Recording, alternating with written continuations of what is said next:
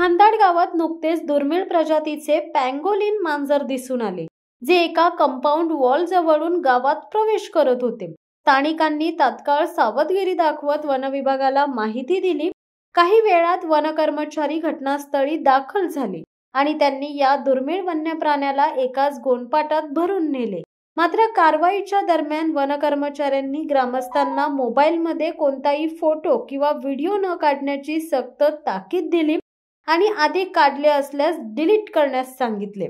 त्यामुळे ग्रामस्थांमध्ये नाराजी पसरली आहे।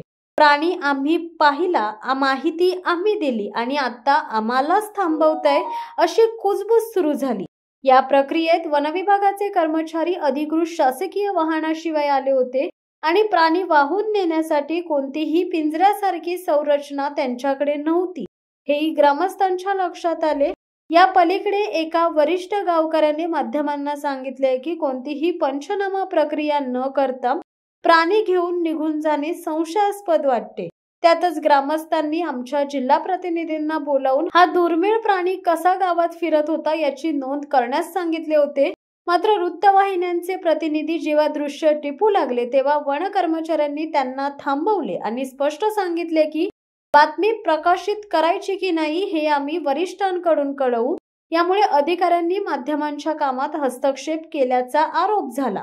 त्यानंतर आमच्या प्रतिनिधींनी वरिष्ठ वन अधिकाऱ्यांशी संपर्क साधून मानगाव वन कर्मचाऱ्यांच्या कारभाराची माहिती दिली।